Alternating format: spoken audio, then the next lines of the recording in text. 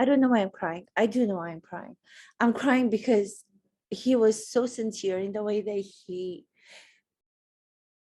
was so sincere in the way that he spoke and he comported himself throughout the interview. I don't even have to demonstrate anything. Everything that I've said during my comments on what I was observing during the interview, everything was just in practice at the end of it, when my reaction to what he was saying is this one. The reaction is this one because I'm reacting to a human being who's describing all of who he is. He's describing his fears. He's describing his losses of people that are no longer on with us. He's describing what his hope is for himself. Hi, everyone. I am so excited to do this episode 51 of Hey Stella podcast. I found this interview that I find it to be remarkable of the actor Mickey Rourke by Piers Morgan on his show Uncensored. I find it remarkable because I have seen it already being commented on by people, and they are surprised by Mickey Rourke's honesty. They are surprised by him calling Tom Cruise irrelevant in Mickey Rourke's world.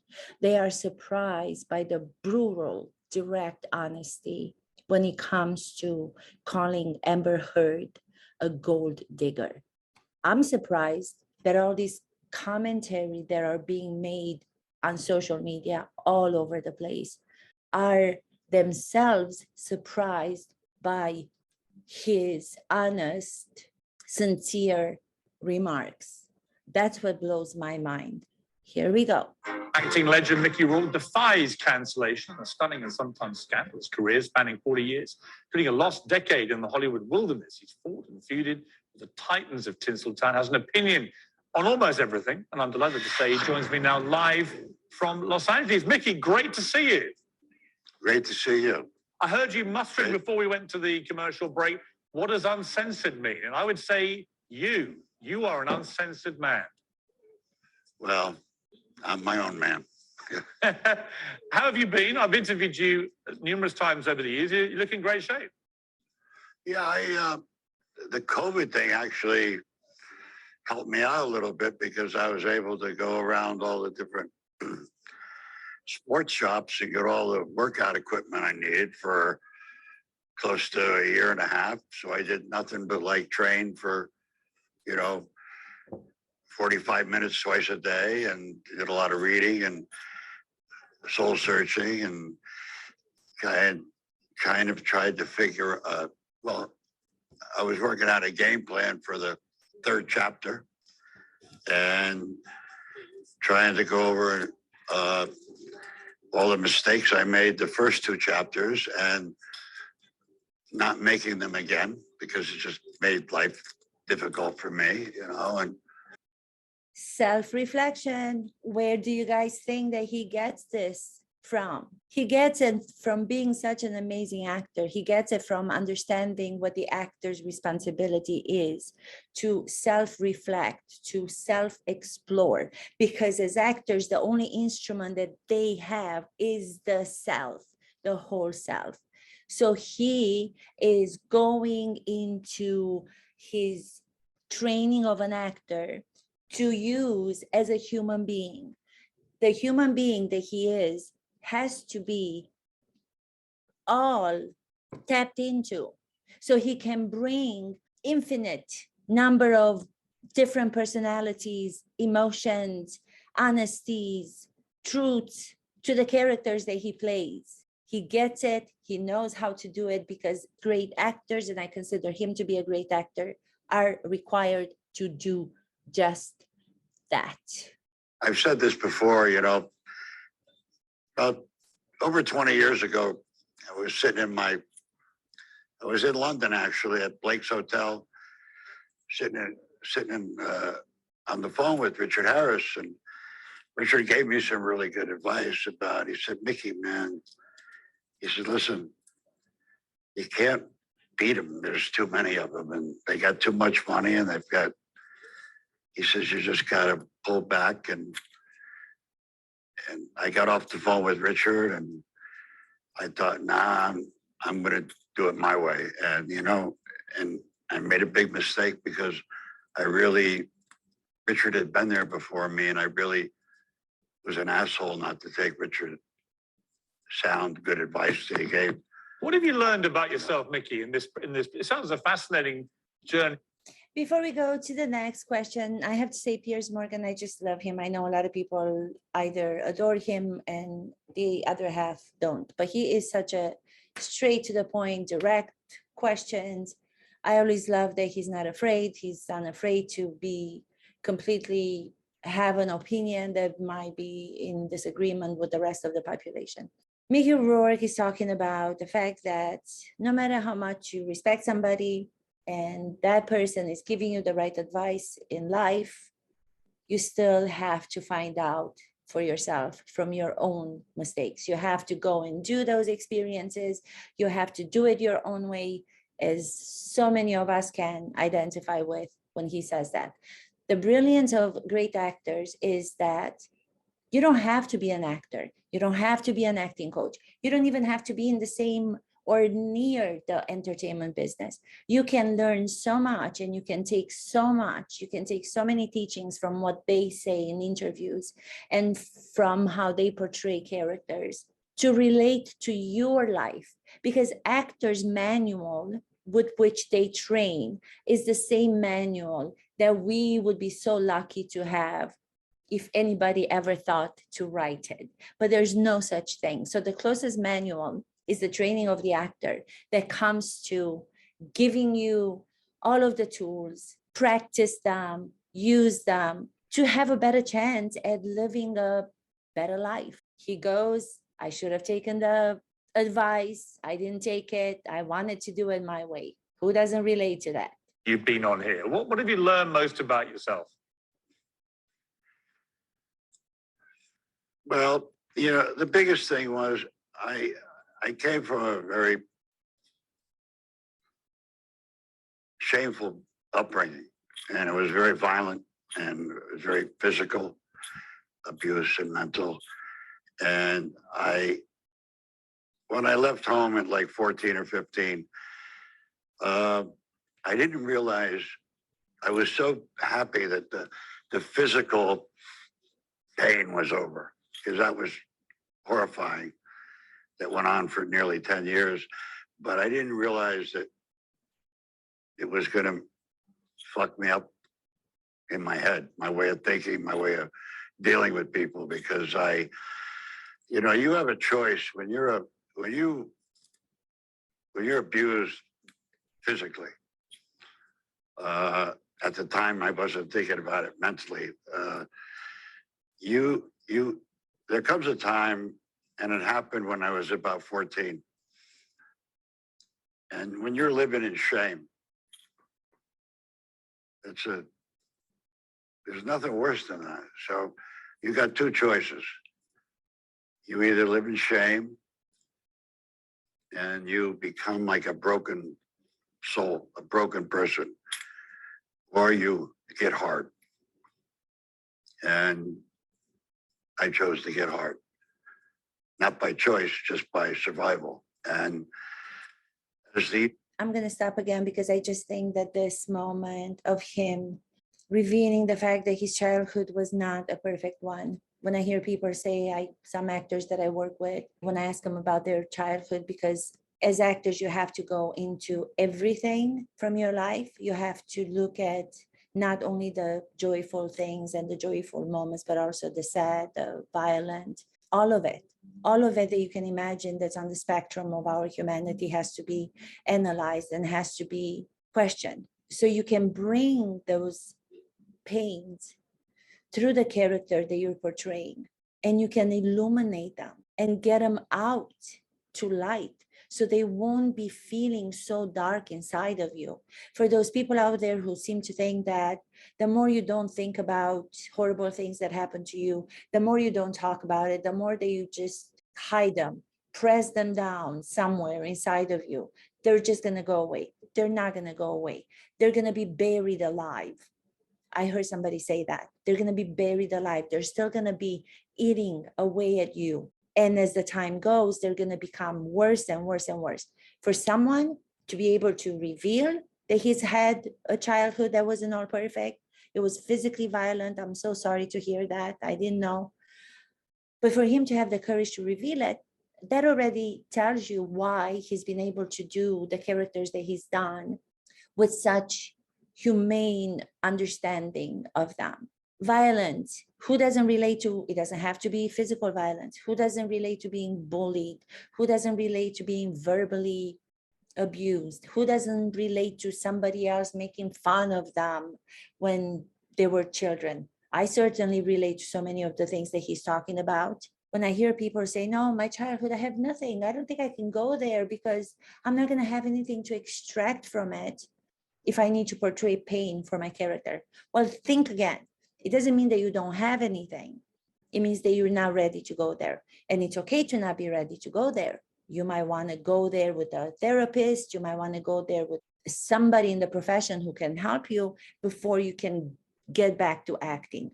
You should not do acting at a great level. You can do superficial acting, as we see all over the place that's being done, superficial acting, where nothing is asked of you.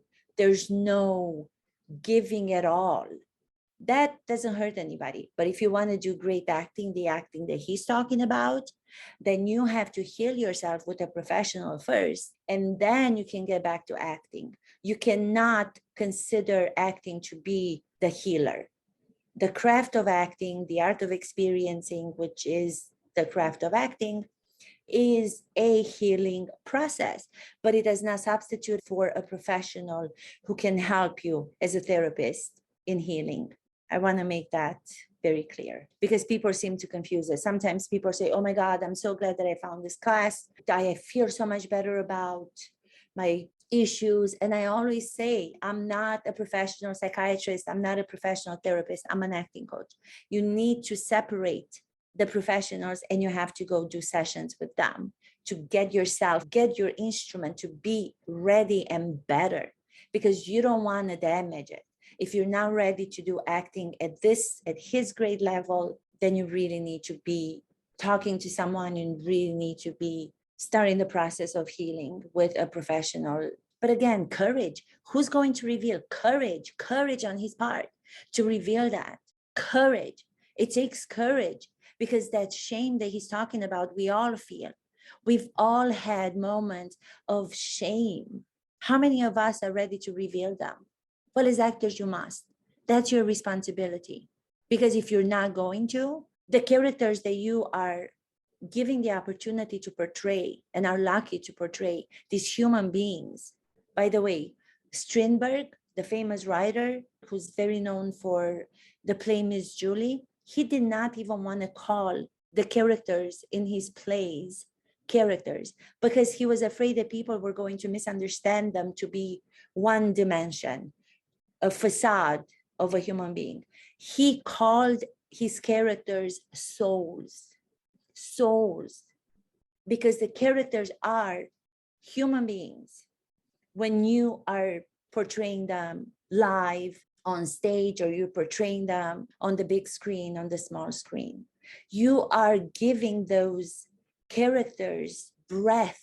So maybe the audience is watching, could learn something, could get something, could identify with and recognize when leaving the movie theater or the stage theater.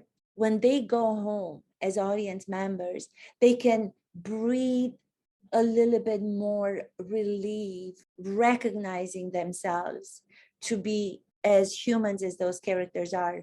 Not perfect, quite the opposite, with flaws, with imperfections, with moments that they have to work through. But it gives the audiences hope that if they can do it, so can we as the audience. Passed, and I messed everything up that I tried to accomplish. You know, I take the blame for it, because by me getting hard with everything and everybody alienated me from, I became, as my therapist told me, a scary person to deal with. and I didn't know how to turn the off switch off. And have you learned, Mickey, have you learned how to turn that off? What did he just say? Speaking with his therapist, just because he's a great actor and he knows how to analyze characters and he understands psychology turned into behavior is Ilyas Kazan definition of acting. So he's trained to do that as an actor. He's working with a therapist. He just said it. And have you learned, Mickey, have you learned how to turn that off now?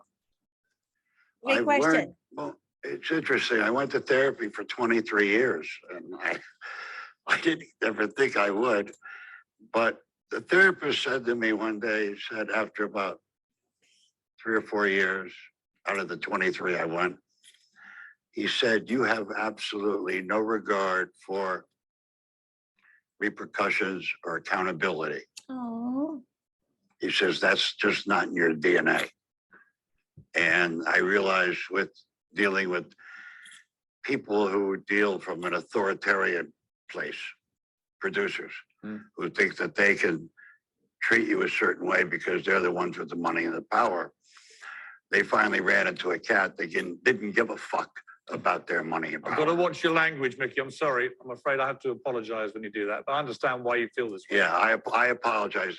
I'm just saying, you know, people who have money and power, they really feel that they have this thing where they can treat you a certain way. But I made a decision a long time ago when I was 14 that I got to be a man. And I had to be a man at 14. And later on, as the years went by, even with the success and the destruction of my career, it was always important for me, because of where I came from, to be a man first and then actor second. how amazing is it that he's actually calling out those producers during his career to have the power to knowingly put someone down because they know they're giving you the job as the actor. He's calling them out. He's calling them out.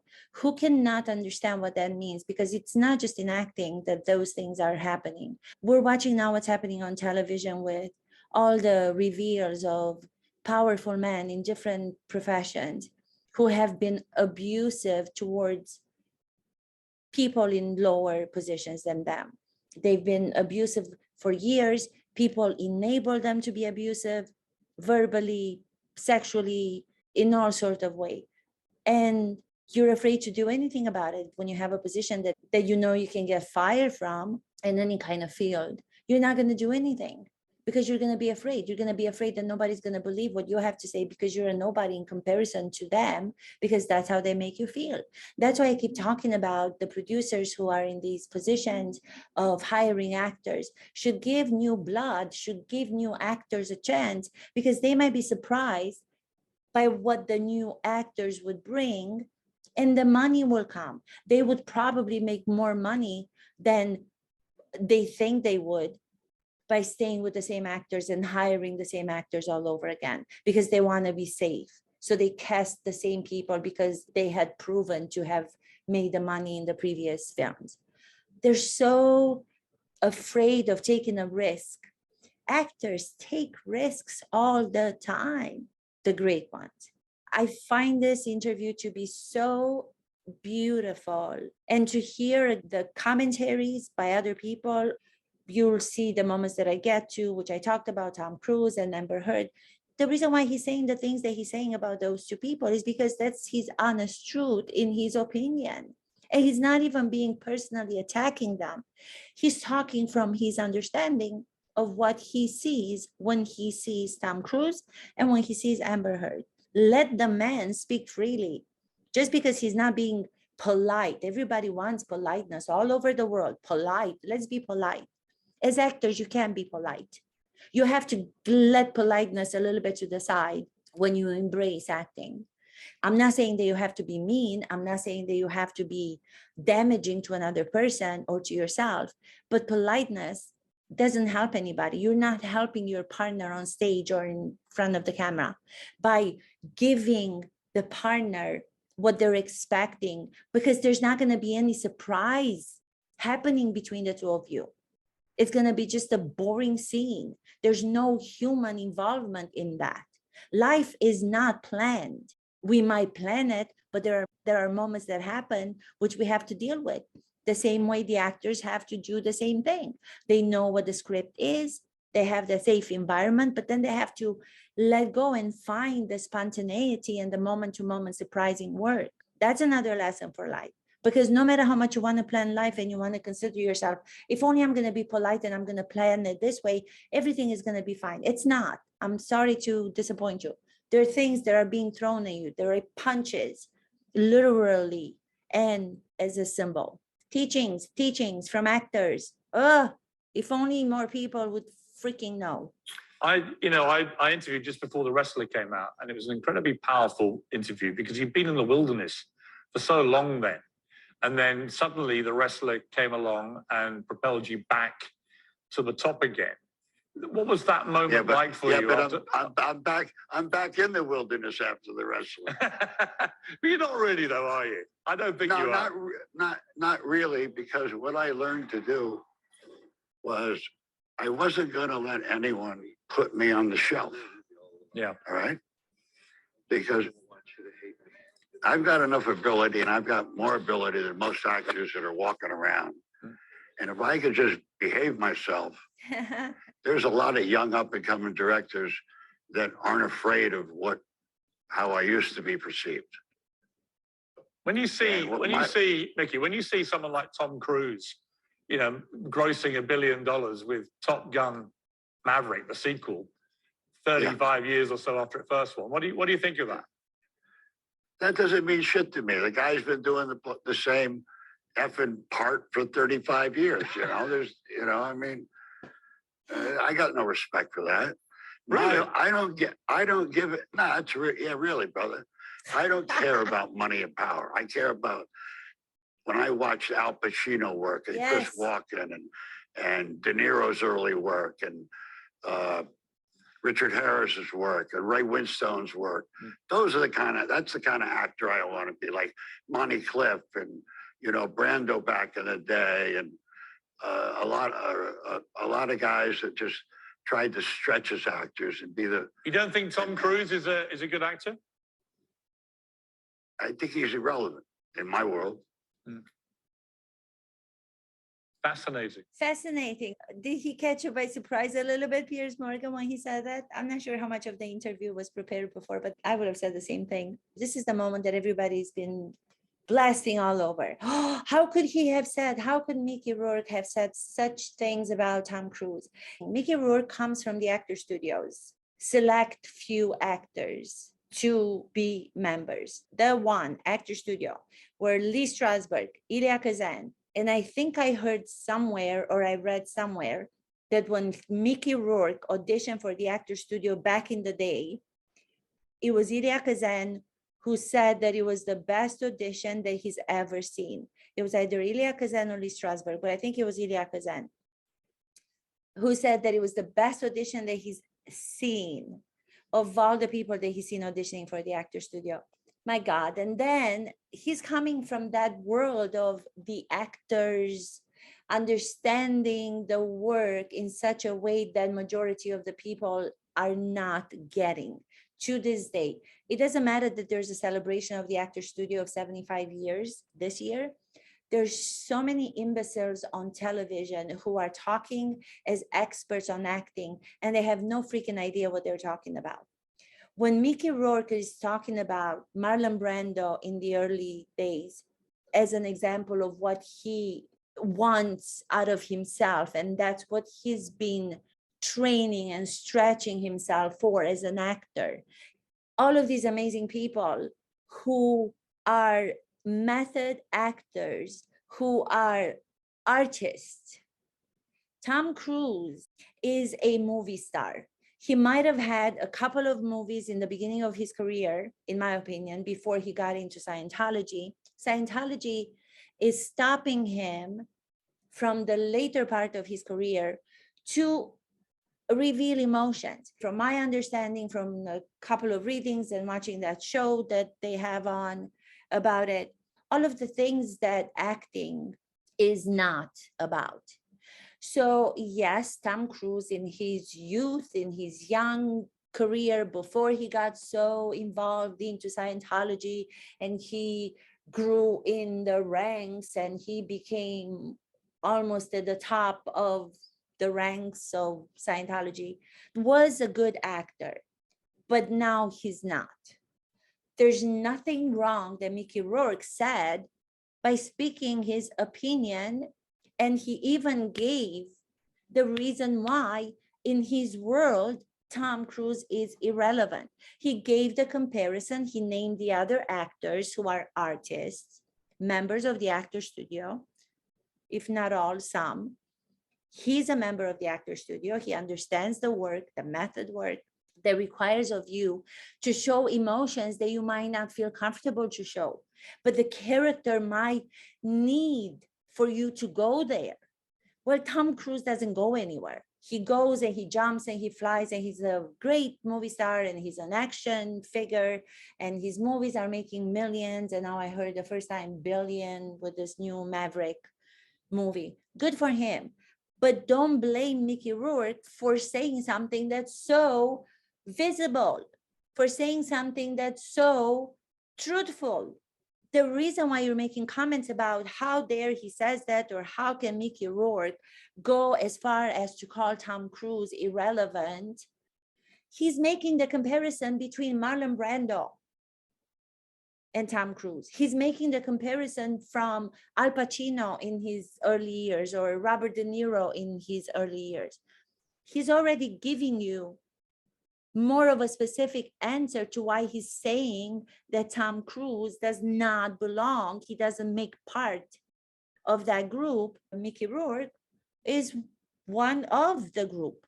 That's the work of the actor that he believes in. He's got the right to say it. So why are you coming after him? Because you don't understand acting. Get informed about acting. Get informed about the work of the actor. There's so much that goes on behind the scenes than what you understand acting to be. It's not pretend. It's reveal of who you are and tapping into everything that you are, that you discover for yourself for the first time. That's what he's referring to. So let him have his opinion. Welcome back. I'm with Mickey Rourke. Mickey, I want to ask you about cancel culture. What do you make of this weird phenomenon that we now will have to operate under? About what? Cancel culture. About what? I don't have any opinion on all that. I mean, what do you think when you see people being cancelled for having an opinion? Oh my God, this is so precious. This is so precious. This is so being in the moment. So what do you think Mickey Piers Morgan says about cancel culture? And he goes, about what? So he's just responding to what spontaneously he feels in the moment, rather than anybody else who would have been there, who's not a trained actor, would have tried to come up with a smart answer, even if they don't have an opinion on what the question was. Okay, this is what I think. I think this. You will come up with so many smart answers because we want to portray ourselves as being smart.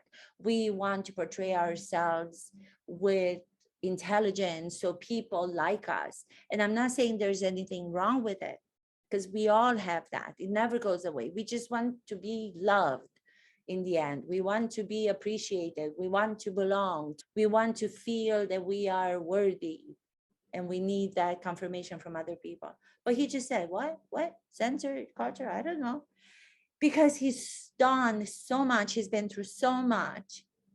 He's at a point in his life where he understands that trying to pretend to be smart doesn't really mean anything. It's irrelevant. There's nothing new. Do you think he's right? I would have to be given a specific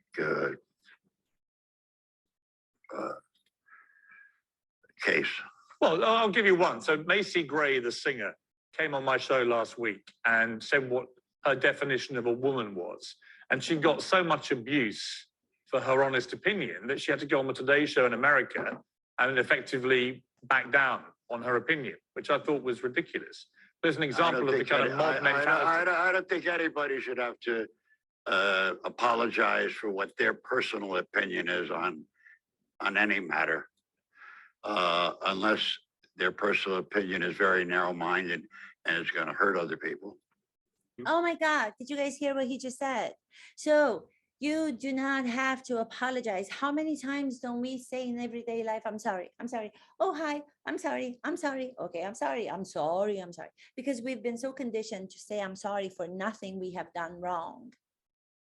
Then now this finger that Piers Morgan is talking about, the fact that somebody expresses an opinion of what she thinks the definition of a woman is, and then because of people not liking her answer, she has to go apologize. Because if you don't apologize, if you don't get back to belong and to be in the general group accepted, I feel you can go on with your career. You won't be given the chances by the producers that Mickey Rourke was just talking about. They want to work with the people that are going to bow down and be polite and apologize for everything, the politeness, political correctness. And the most important thing that he said at the end, the opinion of everyone should be respected if it's not narrow-minded and if it's not going to be unkind to others. So he's this kind man that talks about how he had to learn to navigate how to be kind to himself. And people are still in the news, TV, think about the only moment where he's calling Tom Cruise irrelevant, because that's all they can hear from the interview. And they want to go into that moment and even make fools of themselves by doing it, because it only shows how much they don't understand about his response. I heard somebody on YouTube, I don't understand why Mickey Rourke would say that. I don't know why Mickey Rourke would say that. I love Mickey Rourke, but I also love Tom Cruise. Tom Cruise is a great actor. Well, that's a general understanding that you have. That doesn't mean that you understand acting the same way that he does. Mickey Rourke understands acting at a level that he is just part of a few in the world to understand it. Why would he say that about Tom Cruise? Tom Cruise is a great actor. That's a general comment for you to make. He's being so much more specific when he talks about Tom Cruise. Address that. Address that he's making the reference to the work of people without saying the actor studio, but with people who have been the people to change acting forever. That's what he's referring to. He's making the difference between those people who have changed the art of acting, like Marlon Brando. Hey, Stella, that's where my name comes from for the podcast. Hey, Stella, changed. Elia Kazan, the same director that has been known to have said about Mickey Rourke that it was the best audition that he's ever seen by anyone. And he got into the actor studio on his first try, which is a huge thing. I also got into the actor studio on my first try. I have to say that.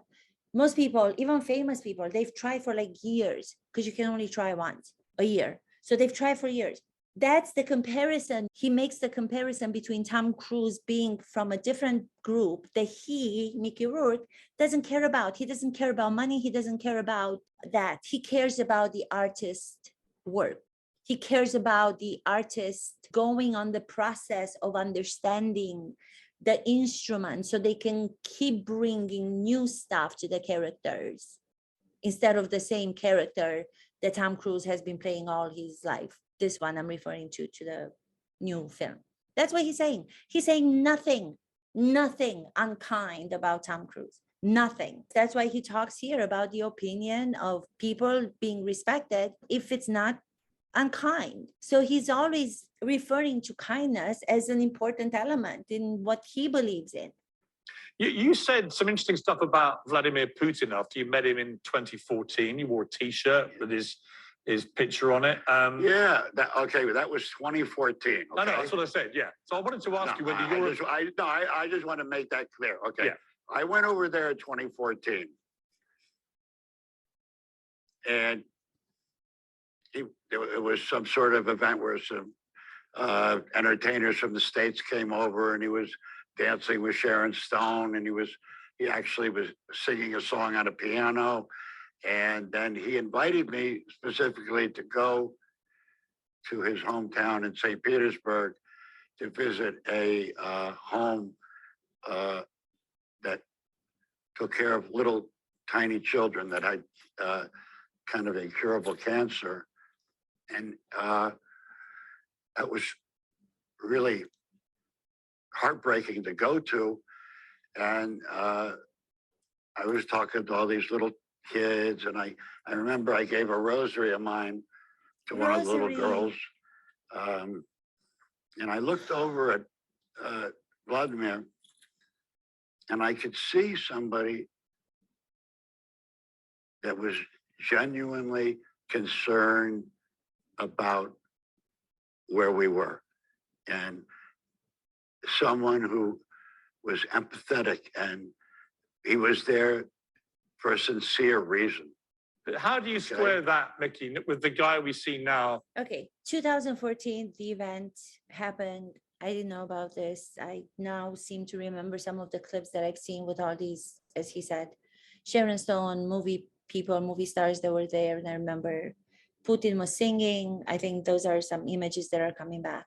This is the same thing as so many people have done in their past.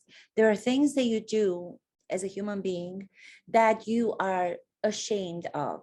But at the time that you're doing it, you don't understand the full detail, dark, bad stuff that's in that particular moment. You don't. The same way that Harvey Weinstein was able to be the head of Miramax and so many people were bowing to him, the same way that so many people are bowing to Trump, no matter of any of the wrongdoing that he's done, the same way that many of us have done shameful things that he already spoke about. That was something that he did with other people when Putin was looked at as the bad, horrible man, but we need to keep on the side of being a friend because it's better to have your enemy close, whatever the saying is, I don't know. It was the time where Putin was being invited to do events in America. Are people going to hold him responsible for something from his past that so many other people did that now I'm sure he's ashamed of? In one of those moments that he talks, that there was a lot of shame that he carries. He didn't know any better. How many of us have not done things that we would do anything to be able to change because they were hurtful to other people? We did it intentionally or unintentionally, deliberately or not, but we are imperfect. We do bad things. We look at people and we consider them to be one thing, and then we find out that they're completely the opposite. He wasn't the only person to go to that.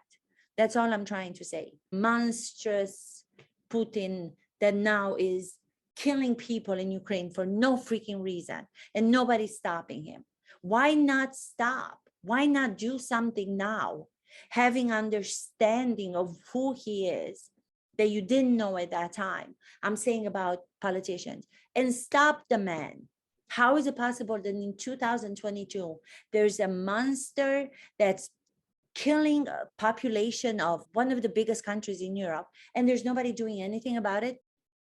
Illegally invading Ukraine and bombing little children to pieces every single day.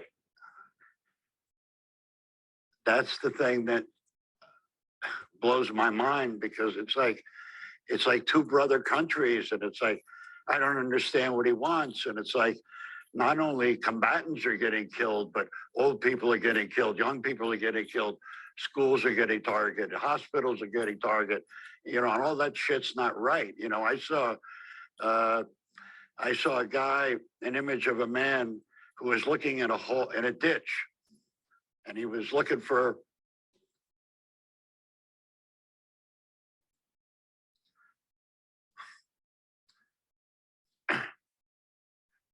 and I put myself in his position. He was looking for his brother. And that kind of struck home with me and bothered me a lot, and made me think he's doing really terrible, bad things. And I wish some kind of little bell would ring in his head or his heart, and he'd wake up and just stop all this shit. And then I saw a picture of a man, an old man, laying shot on a bicycle, and an old woman shot on a bicycle. But the image that bothered me the most was I saw this old man holding a little gray kitten. And the old man survived his house being bombed. And he lost 5 family members. And the only thing he had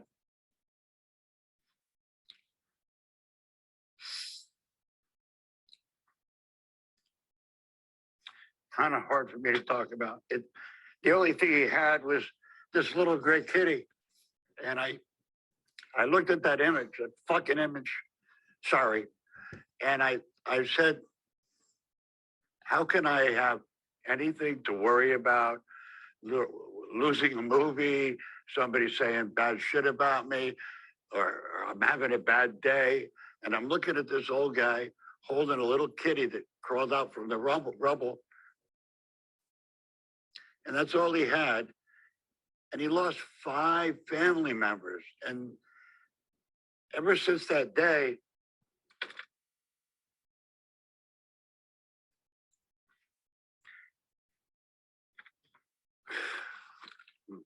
Horrendous. ever since that day, I've said prayers for that man and for the 2 old people I saw on the street. And Mickey, I'm gonna have to end the interview, but what I want to do, if it's okay with you, I want to carry on. all I want to say, I'm going to carry I'm on gonna after buy- we'll carry on, Mickey, after we come off air, and I'll record it for later in the week. Okay? This is incredible. The reason why this is incredible is because when he was recalling the images that we all have seen on television from those civilians being killed in Ukraine, it's so hurtful. Sometimes you can't even watch. Imagine experiencing that. The way he was recalling those images, he was automatically, because he's so trained into having such an open instrument, an open heart to understanding and putting himself in the shoes of those people, like he said, emotions came up because he was using the visual, he was using the sight, details of what he had seen with 3 different civilians whose lives were completely turned upside down, dead, some of them, others having lost 5 members of the family with a little kitten. But the way that he was affected by it in the moment, he wasn't planning on having let me cry now. I'm going to cry now because this is the segment with Piers Morgan where I cry. No, his heart is so open. His instrument is so open to understanding other people because he's portraying other people. He's been trained to have an open heart, an open soul, going back to what Strindberg was calling his character souls. And then what he did that great actors do, but mediocre actors don't. When your emotion is starting to come up and to become on the surface, to become visible to the people, great actors try to hide it. They try to keep it down because that's what we do in real life. When we have grief, when we have sorrow, the emotion comes up due to the response of our senses to that which happened that makes us sad. And we cry and we stop. We try to stop ourselves. We try to maintain our strength in going on. We don't let the tears come down and stream down your face, which is what bad actors do. Do you see me crying? I'm crying as an actor. Do you see tears? Because I have tears that are actually being produced in my eyes. Anybody can do that. If you keep your eyes open long enough, tears are going to start streaming down your face. But there's no feelings that anybody feels watching that. And they don't even try to cover. They come closer to the camera so they can be seen. Can you see I'm crying? That's where the ego of the actor takes place. And you just remain an actor. You never turn into a great artist. You're just a superficial actor. Then the next response was, because he was so frustrated about what's happening to the Ukrainian people. And when he mentions the fact that he hopes for Putin, for the crazy man, to have a change of heart, he was so upset without even saying it, that after he covered his eyes to cover the emotions, his emotion was still there. Just because he stopped the emotion from being visible to the audience, to the public, it didn't mean that he stopped inside of himself. He took the plastic bottle and he threw it out of frustration, because that's spontaneous in the moment reaction of a human being that you then analyze, you become aware of it, you put it somewhere in your repertoire, wherever you keep your experiences from everyday life. And then you remind yourself, when you go to play a character, I'm not going to judge this character that he might or might not throw a bottle, because I wasn't expecting of myself to throw a bottle when speaking of what's happening in Ukraine. So when actors say, oh, my character is a doctor, doctors don't cry, doctors don't get frustrated because they have to keep their emotions covered. Yeah, but we also have to see the glimpses of the doctor when he reveals his humanity, because he's still a human before his profession, who might throw a bottle, a plastic bottle, because he's frustrated that he couldn't save a patient or something, if that was the scenario. And again, he didn't throw a glass bottle, because that would have been unkind. That would have been damaging to maybe somebody on set. You're emotionally involved to what you're talking about because it comes up in you, but you still have to have the observant part of you active to make sure that you don't pick up a glass and throw it and hurt somebody in the process of it. That's spontaneity. Do it, let it surprise you, but make sure that you're still aware of what you're doing so as not to hurt someone in the process. Brilliant. And don't judge your characters.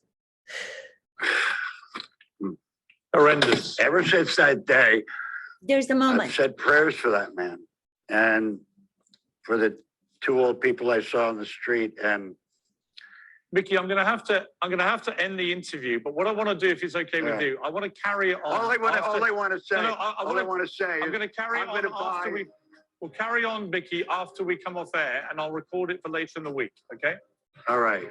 That was another lesson learned for actors out there and for people. Just because the other character is speaking, it doesn't mean that you have to wait for the other character to finish the lines. You can cut in the middle of the lines of the other actors. Don't be polite. Surprise the other actor, because by you cutting his line and surprising the other actor, he's going to have to be living truthfully in the moment. He's not going to be able to put on a scene that he's doing. And the surprise is going to have to make him think real time, real thoughts, not just an actor, oh, I have to finish my line. There's so much that we can benefit from watching actors at work or watching actors doing interviews. I want to do interviews with actors. I want to be able to explain all this in a way that I've never seen it explained anywhere publicly. And I know I sound, no, you know what, I say that. Every time I say something that I believe in, if I catch myself saying, oh, I have to say that it sounds arrogant, as if I'm apologizing. Doing what I talked about earlier, I'm apologizing beforehand so you don't consider me to be arrogant. No, it's not arrogant. I'm talking about something that I know. I'm talking about something that I have many years in. Bring these detailed teachings from actors that we can all learn from. So we're going to continue with the rest of the interview. So here we go. Mickey Rourke, he was moved to tears discussing the war in Ukraine. And when last night's show ended rather abruptly, I said that we would keep the conversation going and we would then show the viewers later what we said to each other. And it turned out to be a remarkable exchange. I mean, Mickey, when you talk so powerfully about Ukraine and what's happened to the people there, you must think back to your experience of meeting Putin and question whether he really did have the ability to be empathetic. I saw it with my eyes. People don't want to hear it. I saw it with my own eyes. I saw it the way he treated me. Okay, but being something changed, and all this mayhem and this death and this killing, I didn't see that when I was at the children's home with the little kids that all had cancer, and he was so genuine and empathetic, and I saw someone who really cared. Now, people might be mad at me for saying something like that, but I saw him in 214. Right now, what's going on right now, I don't believe in that war. I think it's terrible. It's my best friend in the world, who I love more than anybody, is from Ukraine. He just got his family out of Mykolaiv, and you know, every day when Dima, who's Ukrainian, comes to work with me, you know, the first thing I say to him is, how's your mother? How's your family? Because, you know, when Dima knocks on the door to come to work, what's going through my mind before he opens the door is he's going to tell me something not good. What is your message for Putin? If you had a chance to give it. The opening of Piers Morgan for the second part, which is this one, he remarked the emotions that Mickey Rourke was feeling when he was describing what's happening to the people of Ukraine for no reason. Goes back to explain that when he knew the monster Putin, he didn't see the same man that would be capable of doing what he's doing right now. The level of the power and the crazy and the destruction that Putin has. But for him to have stayed in power for so long, this is what happens to crazy people who are given that power. Why was he allowed to stay in power? It's not just him. It's everybody that's enabling him. It's the people who are making the money off of the weapons when the wars are being started. Yes, he has the blame. He has the blood on his hands. But there's so many other people that could have stood up to him, but they're not. They're not. So to blame Mickey Rourke for the fact that he was amongst other celebrities invited in 2014, how was he supposed to know that this was going to transpire and he was going to turn into the destructor that he is, into the killer that he is with the Ukrainian people? Of course, he's moved to tears because there's part of him that's probably feeling guilty. But at the same time, he couldn't have known. Bring Sharon Stone also that. Find all the people that shook hands with Putin over the years, all the politicians, the American president, and ask them the same questions. Why did you shake hands with him? It's happening right now with politicians. They're having to make friends with the devil because that's how this unfair life goes.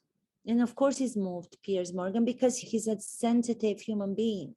To be able to portray with such dignity his roles that he played in, especially the latest one that he was given credit for so much, the wrestler, of course, he has to be a sensitive human being. If you're not understanding of what responsibility means as an actor to the people watching, then you might as well do something else. I keep saying that. What is your message for Putin? If you had a chance to give it to him. You're not going to live forever. Look at, you know, Peter the Great, Napoleon, what happened to them, trying to get more and more and more. And just, you know, you've got your power, your money, just live your life and, you know, let these people in Ukraine be independent, democratic society they want to live in, and just stop today. Stop now, not tomorrow. Just stop right now. Mickey, you recently posted a statue of Liberty crying. It was an image of Statue of Liberty crying in tears. And you captioned it with a lot of truth. What did you mean by that? Well, because they call it the United States of America, but it's now the divided States of America. And there's one big reason for that, but I'm not going to go into it because I don't need another visit from the Secret Service. When did you have one before? Oh, about 6 months ago. Why? Take a wild guess. Was it because of something you said about President Trump? Yeah. What did you say about him? Just the truth. Which is what? Read my mind. And the Secret Service actually came to see you? Oh, yeah. And what do they say? A lot. And that's just way over my head. So I got nothing to say anymore about nothing. Are you sad? They're still trying to. Are you they're sad? still trying to fit. They're still trying to figure out what happened to Kennedy's brain. All right. Are you sad, Mickey, about what's happening to America? No, because I've never felt comfortable in this country to begin with. I've always enjoyed the UK. I've always enjoyed France. I've always enjoyed Italy. I've always enjoyed Russia. I haven't been to the Ukraine. I can't go right now, but I've never really felt comfortable in my own country, really. I've always liked other countries better. What do you feel never about hear Italy? What do you feel You about never hear Italy? I think I'm right in saying, Mickey, that Joe Biden was the first time you'd voted for any president. What do you think of how he's doing? He's doing all he can do with the mess that he's got on his hands. Is he too old for the job, do you think? I don't think it has anything to do with his age. I think it's going to take after the last thing, it's going to take another 30 years for this country to straighten itself out. If it ever can again. Wow, I'm quiet. It's divided. You can feel it. I've lost friends over it. I haven't said anything for the last couple of minutes because that really surprised me. For him to be given a visit by the security in America because of something that he might have said about Trump, that is a reminder of communist Romania. That is a reminder of, oh my God, this is crazy what's happening in this country. My entire family, my dad, my mom, my dad, because he was the one that left Romania when it was communist regime, to come to a free country and now to see what's happening with the division between people and parties. Wow. To pose that crying Statue of Liberty, that was so powerful. That's what I mean about him being an artist and understanding the truth of what's happening. Did you see the exchange back and forth? There's so much power. That scene, that dialogue between the two of them. Sometimes the less you say, maintaining the energy, which is contained inside of you without saying the line, is so much more powerful. He's just such a transparent, he's got such a transparent heart. I mean, even looking at him right now, I know I don't care about his appearances. I don't care. He's a boxer. He was a boxer. He needed to do reconstructive facial surgeries, whatever he had done. I don't care. People, when it comes to their physical appearance, they have to do what they have to do to make themselves feel better. To me, his soul and his heart is so powerful. There's so much that I can feel from him with every word, every pause, or every time he doesn't want to say something. Doesn't want to go into it. He doesn't want to go into politics because it's above his head to not say things in this country. This is America. I mean, this is not ex-communist. I mean, communist Romania. Yeah.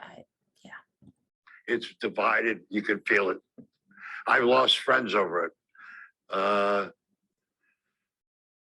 But I'm not going to be outspoken about it anymore. I don't need the FBI to call me up and tell me that some Trump fanaticals got me on a hit list and all that. So you know what? I'm moving to Texas. My place is going to be fortified like nobody's business. And if somebody wants to come through my gates, it's going to be the last 2 steps they ever make. Mickey, I wanted to talk to you also about what happened to your friend Johnny Depp. What did you think of that case and the fact that in the end he won it? Well, you know, I know. I cannot believe that you cannot say things in this country because you have to worry about being on a list, especially if you're someone that has a name like he does. When speaking the truth of your belief, as artists, they are actors, yes, but they are activists. Actors can bring people together. Actors are the ones to remind us all that we are more the same at the base of our humanity, people. Open your minds and be kind. If you can only take that from what he's been saying the whole interview, kindness, because of something that he said that's not in line with your opinion. Is this crazy happening here? Yes, it is. for those people who say, no, we're going to overcome this, it's about Joe Biden not doing his job. I don't think that he's not doing his job. He's doing the best that he can. But I don't think that he has around him an administration that's actually responding to what is happening in the divided states of America, like he says. They're taking it a little bit lighter than they should. I think Mickey Rourke, again, by him speaking boldly how he feels, saying that it's going to take 30 years if to get the country back to the United States of America. Scary. Okay. Mickey, I wanted to talk to you also about what happened to your friend Johnny Depp. What did you think of that case and the fact that in the end he won it? Well, you know, I know Johnny for many years, but I don't really know him intimately. All I could say is I was in a situation one time where I got blamed for something that I didn't do. It cost me movie jobs for several years, and it caused me a bad reputation. And finally, the truth came out. But the truth came out after I lost movies and I lost jobs, and so I felt bad for somebody that is trying to get chopped down by some gold digger, you know. You think that's what she was? Absolutely. You have a Russian model girlfriend, I believe. Is that going well? No. That was several years ago. Are you single now? I've been single for 7 years. Really? Yeah. Do you like it that way? At the first 4 years, it was really lonely. But I realized that I couldn't keep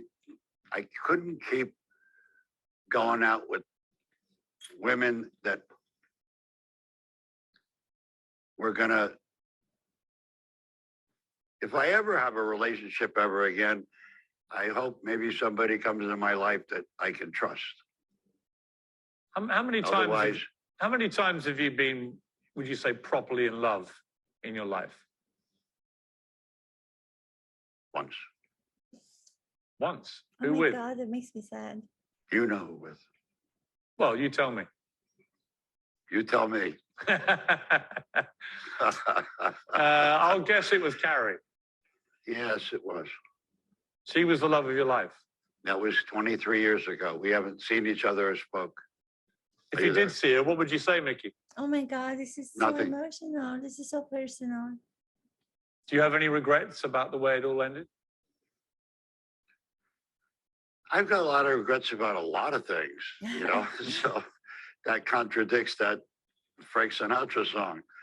Yeah, I did it my way, but he says too few to mention. I got too many to remember. He's been without a relationship for 7 years, and the love of his life was Carrie. I think she was the one that he did a movie with, Wild Orchid. If I'm not mistaken, I think she went on to say that he was abusive towards her. I'm not sure about this. But this comes in the same segment where he's being asked, what does he believe about Amber Heard in the case with Johnny Depp? And he just simply says that she's a gold digger. That's it. She's a fucking gold digger. And he was beeped out because he's not supposed to swear. Somebody who's not afraid of being direct. I mean, if he would be afraid of speaking his mind after all that he's gone through in his life, as a person, as an actor, losing movies, losing jobs because of people not receiving him because he did not want to be yes. If not, then they won't go with somebody who might be a rebel in a way that's, again, without damage to other people, but surprising to what he or she might bring. They just want to stay within the same freaking comfort zone. Keep their jobs. They're afraid of losing their jobs. Don't lose my job. Don't lose my job. I know this. Who doesn't know that? Don't you guys relate to that? I know this from my position as a teacher. There's always somebody who's higher than you, and you're giving all that you've got in your job, and you're feeling that there's something that you can bring to those students. And then all of a sudden, the person who's in charge of the whole thing puts you to the side. The more that you give and the more that you are being appreciated for your work, those people in powerful positions are afraid. You got to keep within what we see you to be. You can't throw a plastic bottle at the end of the segment because you're frustrated. You can cry, They might say, but at the same time, it doesn't go. They throw a bottle because they don't understand moment to moment living artistry. On Uncensored next, Mickey opens up on his close friendship with Tupac, 25 years since the rapper's shocking death. We had a lot of stuff in common. And we loved each other, you know, deeply. I think about him all the time. Welcome back now to the final part of this explosive interview that's making headlines across the planet. Hollywood's comeback king, Mickey Rourke, very much uncensored. What do you make of the way Tyson Fury handles himself, the world heavyweight champ? I love Tyson Fury. He has so much ability, it's not even funny. I don't even know. Do you think he'll fight again? He says he's given up. Every fighter says they've given up, and they all come back. How do you rate him in the pantheon of heavyweight champs? Excuse me? How do you rate Tyson in the list of the greatest ever?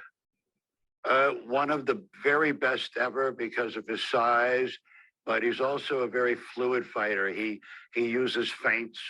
He uses his jab.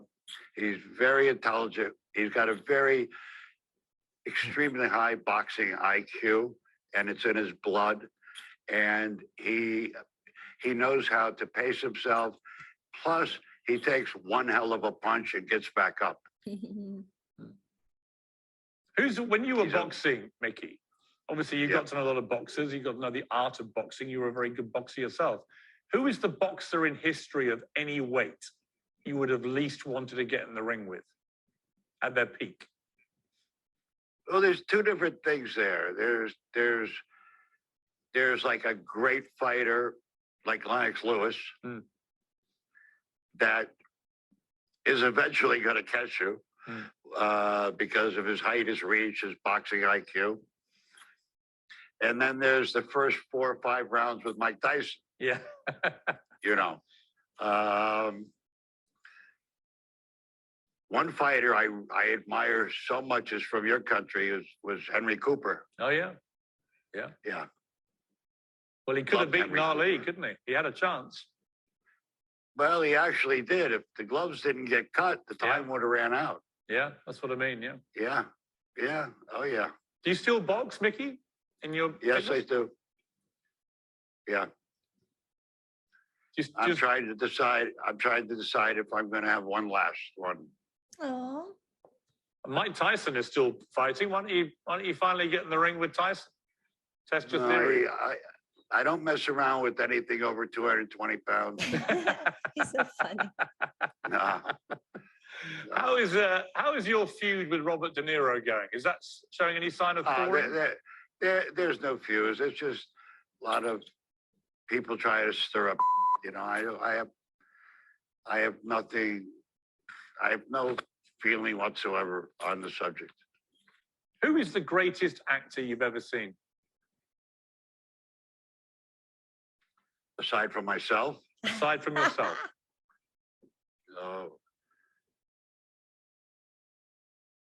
I would say Marlon Brando, Yes. Monty Cliff, Richard Harris.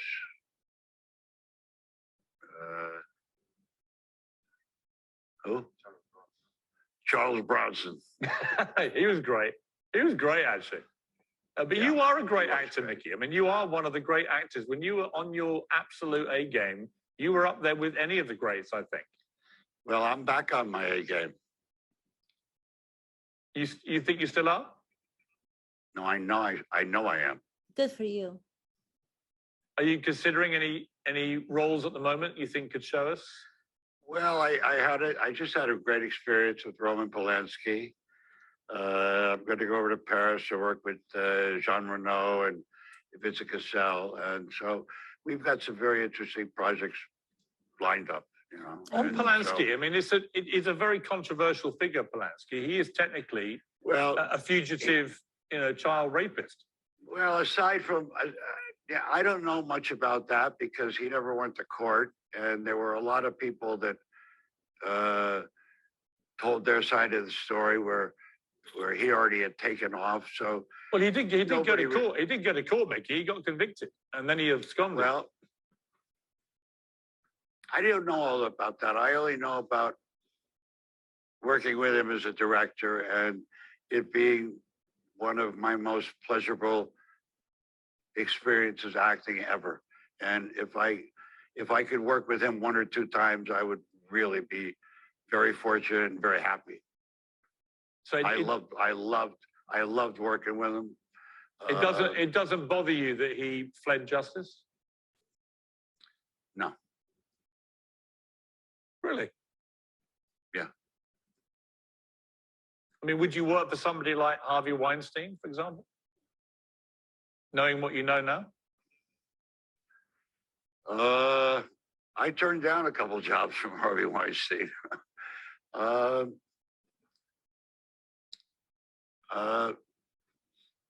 But I worked with him. I can't answer that. What's the moment, Mickey, of your entire career that if I had the ability to let you relive it now, you would? Some great questions, Piers Morgan, like really great questions. Okay, this is another moment that everybody's making a huge deal of. Roman Polanski, when he mentions the fact that he's worked with him, and when it comes to Roman Polanski's personal life, being accused of having sex with a minor, he's fled justice. He hasn't come back to the United States of America, from my understanding. But again, how is he, Mickey Rourke, who's an actor who cares about his work, how is he to know of the details and the specific happenings in the personal life of Polanski? How is he to know that? I mean, it's good that you're asking the questions, Piers Morgan. I think it's wonderful, but those people who are judgmental out there because of what he's saying and the way that he attributes Polanski with being a great director. He is a great director. Mickey Rourke is not talking about Polanski as a human. He's talking about him in his knowledge of him as a director. If he were to have said, no, I think he's a horrible director, that would have been a lie, because he's not a horrible director. Is he a horrible human? Yes. But listen to what people are saying. Don't make judgments because you don't know. Listen to what they're saying carefully. How many people knew about Harvey Weinstein because he's being mentioned? How many people knew and they continue to praise him and they continue to bow down to get their jobs? All of the movie stars in Hollywood worked with Harvey Weinstein. They should now quit their acting career because they didn't know any better. At those times, before the Me Too movement happened, before women decided to come and speak their stories of abuse and reveal those monsters, those were the times when you couldn't talk about these people in their positions because nobody was taking an interest. Different time, I'm not saying it was good, it was bad. You can hold them responsible the same way that justice was brought for those women who had the courage to speak against Harvey Weinstein. It was done now, but that doesn't mean that you can cancel all the actors who have worked with Miramax, which was the production company of Harvey Weinstein and his brother. I'm not excusing anybody. I'm just saying, don't make judgments of what Mickey's saying because he's talking about Polanski as a director. What's the moment, Mickey, of your entire career that if I had the ability to let you relive it now, you would choose to relive? My career, my life. Your career. Well, I'll come to your life as well, but first your career. I did a movie once that they paid me an enormous amount of money, and I was ashamed of doing it.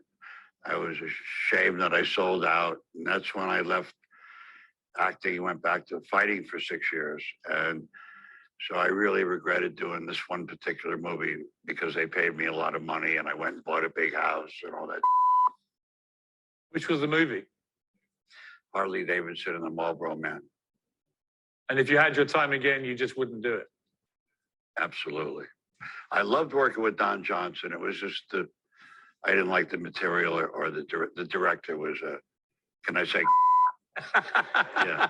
For him to admit to his taking the money for something that he was ashamed to work on, because then he went and bought a house, and then to admit to that as being a huge mistake. How many people do that? It's just so to be admired. I don't care what anybody says about him saying about other people. I'm just admiring him, and I'm so happy that Piers Morgan interviewed him. I think, Piers, you're great. I think you're doing an amazing job, and you do great interviews with people who are not necessarily in the groups that are being liked nowadays, but you still understand their quality as people, as actors, as artists, and you bring them on. Good for you. Let's go on. What's next, Mickey? What do you want to achieve? Yeah. I didn't like the material, or the director was, can I say? Yeah. Of course you didn't like the director, and it's okay for actors to say they don't like the directors. Majority of directors, you know what their fear is? That they don't know how to work with actors, and they're so embarrassed to admit it. So then they come on set, and instead of admitting to the actors and saying, I don't understand your process as actors very well, I know how to do the whole setup, I know how to understand my technical team, my crew, but I don't know how to work with actors. That would already bring the relationship between him and the actors to be one where there's a collaborative process going on. But they don't want to reveal it because they're not like Mickey Rourke. They're afraid of revealing that they don't know, which is what the territory that you have to be in as an artist, in the I don't know. I don't know. I don't know. I'm curious. I'm curious. I'm curious. And like Ted Lasso says, be curious, not judgmental. That's going to be my next episode. It's going to be Ted Lasso series, which I think is incredible. I'll tell you why I think it's incredible, as most of you do. It's getting Emmy nominations. It's getting everything that it deserves, when people out there, producers in Hollywood, did not even want to listen to the pitch when it was pitched by these fantastic co-creators. That's going to be my next one. What's next, Mickey? What do you want to achieve? You're a guy, you said you're in your third act now. What do you want it to be? Yeah, the beginning. First of all, I'm moving to Texas.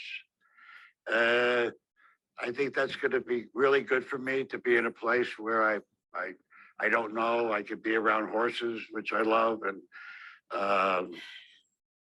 I can get myself very focused. I can keep myself in really good physical shape and mental shape. I've always kept my spirituality very private, but it's a very strong part of my life. What do I want to do now? And I started doing this about 2 years ago. Was when I get an opportunity to work, I want to do the best job in that moment that I could ever possibly give the director to do.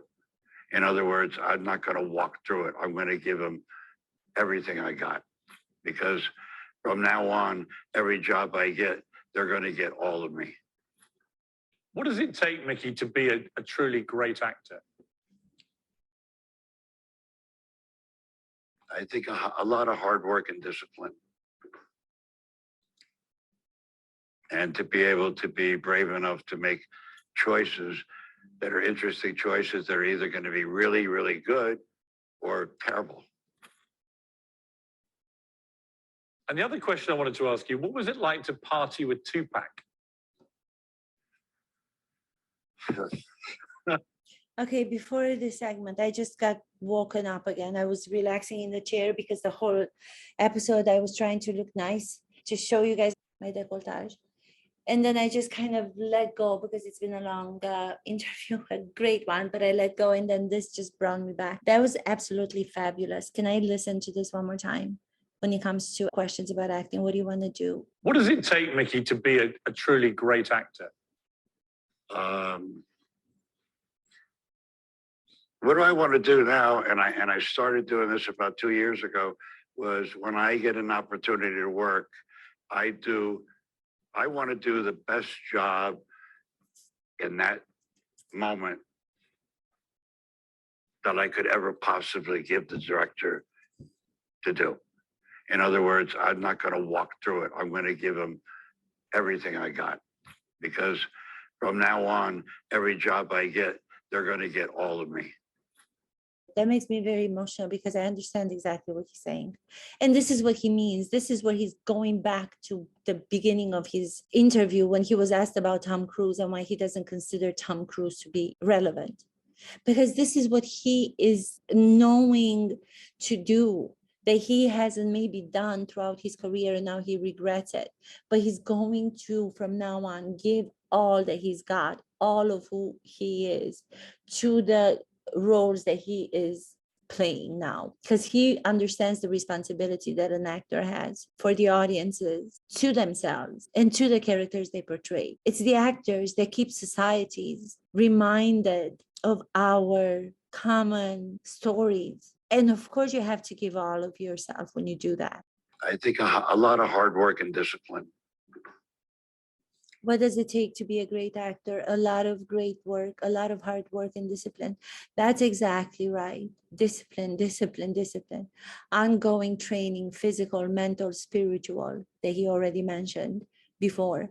Ongoing discipline, ongoing training, ongoing exploratory work, ongoing interest, curiosity, observation of all surroundings, of all other people, interest in others, empathy, curiosity, to have the courage to make the choices as you do in life. He doesn't say it, but I'm adding another great lesson. Make choices that are bold. In that way, be the wrong choices, but they can also turn out to be the greatest choices that you made. And the other question I wanted to ask you, what was it like to party with Tupac?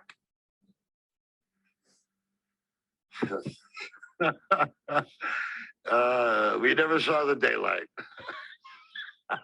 I love him. I miss him daily. You know, we were very similar.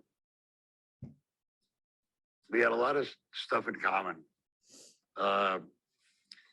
and we loved each other, you know, deeply. And I think about him all the time. Do you? Yeah, all the time. On a weekly basis, practically. Yeah. You seem, Mickey, and I don't want this to sound patronizing, but you seem happier than I've known you for a while, more content in your own skin, perhaps. Well, you know, I think for some strange reason, the year and a half that I didn't leave my house, and I brought all my weight equipment and all my boxing equipment, and I isolated myself for a year and a half, it helped me kind of get centered about my priorities and to the worst thing anybody can get is bitter. And that's the one thing I said I would never get. I remember several years ago being at the Cannes Film Festival, and there was an actor who used to be a movie star, but not anymore. And all he was doing was bad-mouthing some actor. And I was listening to him going, besides the fact that you're a junkie and an alcoholic, here you are bad-mouthing this guy. And it's like, you're just a bitter. And I go, I never want to get like that, you know? People say to me, what's your best film? And I say, I haven't made it yet. Oh. Which is a great answer, because it shows that you look forward, not back, right? Oh, yeah. Yeah, with both hands. When you do finally have to look back because you're no longer with us, how would you like to be remembered? If you could write your own tombstone and it said, here lies Mickey Rourke, he... I don't really care to be remembered that way. Really? You don't want to be remembered at all? No, I don't. It's not relevant to me. I'm looking forward to when I go to heaven and I can see where most of my friends are now. Or, well, some of them are in hell, but I mean, I'm looking forward to the next journey. He's so I funny. mean, I don't fear death. I fear dying, but I don't fear death because I truly believe it's going to be like a big happy reunion. Who are you most looking forward to seeing up in heaven? Most of all, my brother, my younger brother, Joey, my grandmother, my father, some aunts and uncles I didn't get to know. Tupac, good looking Thomas. Like to meet Steve McQueen, Paul Newman, all those guys, Monty Cliff, you know. So I mean, there's more people that I love. I mean, the older you get, the more people around you die. I mean, you know, 2 months ago, Ray Liotta was alive. And Yeah. 2 weeks ago, Jimmy Kahn was alive. I mean, I miss Willie DeVille, one of my favorite singers, you know. And it's like, I've got more people, you know, gone than here. So it's like, you know, that's just another journey that I'm looking forward to. Well, so am I, Mickey. It's been fantastic to interview you. Thank you so much for all your time. I really appreciate it. Okay, thank you very much. Bless you. All the best to you. You see, that's what I call an interview. That's the kind of interview I want on Piers Morgan Uncensored, Yes. because he's uncensored. That's the real Mickey Rourke. Warts and all, good, bad, sometimes ugly, but actually fascinating and compelling, wasn't he? And that's how I'd like my movie stars to be. That's how I'd like everybody to be. Just say what's on your mind and don't worry about it. Better out than in, as my grandmother used to say. Why am I crying? I can't believe that I'm crying. When asked about what is the best movie that he's done so far and he looks for the future, he doesn't think that he's made it yet. The hope is there. The admitting to the shame, the fears that he has, but the hope that he has. And I think it was so raw. It was so beautifully done. And Piers Morgan, at the end of the interview, when he says, this is what I'm talking about, this is what an interview is, and this is what I want people to be like, speak your mind, uncensored, don't be afraid. And I think I just got touched by the end of it because there was so much remarkable exchanges. There were so many remarkable exchanges between Piers Morgan and Mickey Rourke. It was almost like watching a great scene between two people. It wasn't just, oh, let me just ask a question and then I'm just going to care about myself, to make people see that my question is really, really great. There was so much listening and taking each other in. It was almost like a beautiful dialogue that you hope to see in great movies, you know? It blew my mind. I was reminded that his story, no matter how different, no matter how at first seems different, by the end of the interview, when he reveals all of who he is and what makes him who he is, our universal stories, there's one: life here, and then hopefully life after. I'm afraid of dying, he said, but I'm not afraid of death, because I know I'm going to meet some of the people who are going to be up there in heaven, but then some of them are going to be in hell. That was funny. He's also funny too. He's so funny. Oh God.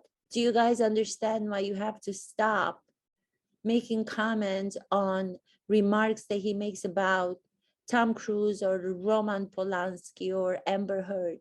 Listen to the whole interview. Content matters. The person who is being interviewed, him, Mickey Rourke, is an artist. That matters when you take into consideration what he says. Look at how he behaves if you don't understand what he says, or if you misinterpret his comments. Be an audience member and sit back and listen, really listen, and you will also be moved as I was moved. Thank you so much, everyone. This is episode 51, Hey Stella podcast. Oh my God, this was amazing. Piers Morgan, Mickey Rourke,